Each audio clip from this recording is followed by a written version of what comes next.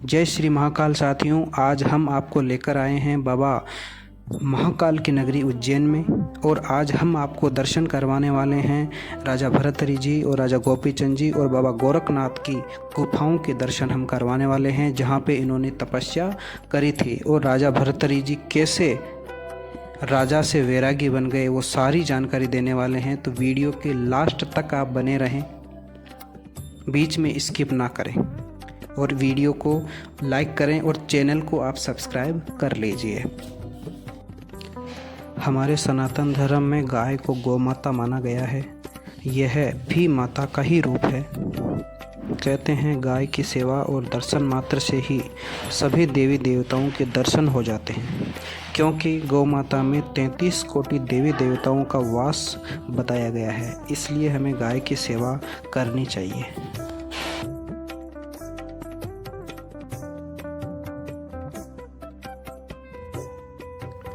यह बाहर का दृश्य है और यहाँ से होते हुए अंदर जाने का रास्ता है। जैसे ही हम गुफाओं के दर्शन करने के लिए अंदर प्रवेश करेंगे, सबसे पहले श्रीनाथ जी का धोना देखने को मिलेगा। उसके बाद हनुमान जी महाराज के दर्शन हमें हो जाएंगे और फिर वहाँ से गुफाओं का मेन गेट, जहाँ आसपास में काल भैरव दर्शन और वीर बेताल, ऐसे करके गेट से अंदर होते हुए हम गुफाओं के दर्शन के लिए आगे बढ़ेंगे।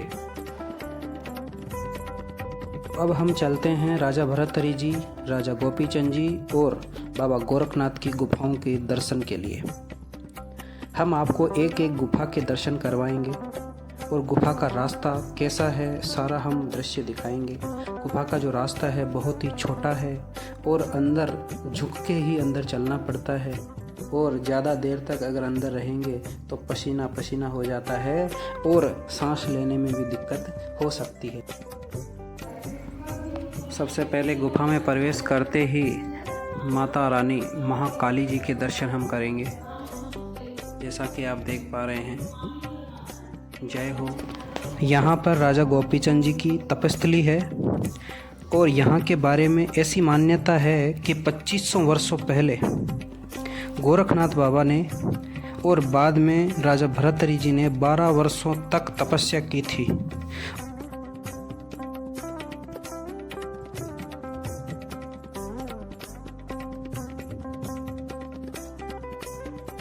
आप देख रहे हैं कितनी नीचे ये गुफा बनी हुई है और यहाँ पे झुककर ही चलना पड़ता है। और यह वही जगह है जहाँ पे भर्तृहरि जी ने तपस्या करी थी, और जब इंद्र ने प्रहार किया था तो राजा भर्तृहरि जी ने अपने हाथों से चट्टान को रोका था।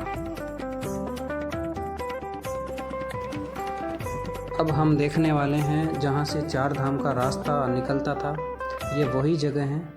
और आप देख रहे होंगे कि जो अंदर तक जो रास्ता जा रहा है, यही वो रास्ता है जो चार धाम से, यहाँ से चार धाम तक निकलता है।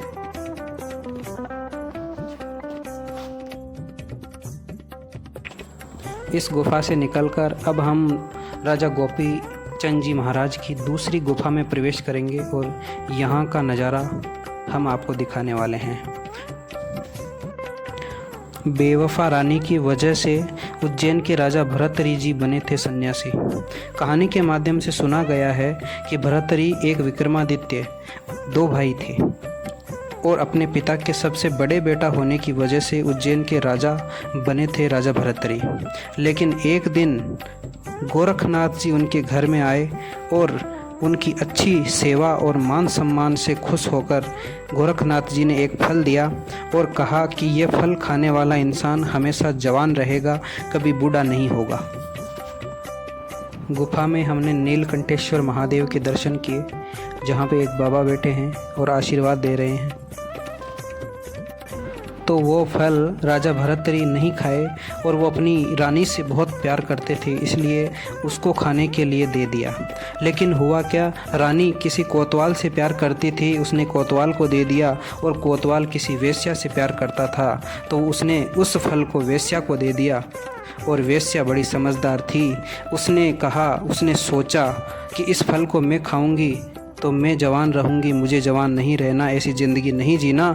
लेकिन हमारे राजा इस फल के असली हकदार है, उनके पास में ये फल जाना चाहिए, वो खाने चाहिए ताकि प्रजा की अच्छी सेवा कर सकें। और वो फल राजा के पास में लेके जाके उन्होंने दे दिया। राजा ने जब सारी घटना सुनी और सारी जानकारी जब ली तो उनको पता चला कि मेरी रानी ही बेवफा है, और उसी वजह से उस दिन से ही उन्होंने घर त्याग दिया और अपना पूरा राजपाट विक्रमादित्य जी को दे दिया और वो सन्यासी हो गए।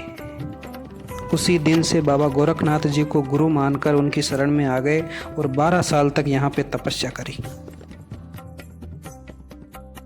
मैं उम्मीद करता हूँ ये वीडियो आपको बहुत अच्छा लगा होगा और आप ज़्यादा से ज़्यादा लोगों को शेयर करने वाले हैं, चैनल को सब्सक्राइब करने वाले हैं, वीडियो को लाइक करने वाले हैं, और आपने इस वीडियो को पूरा देखा इसके लिए आपका बहुत बहुत धन्यवाद।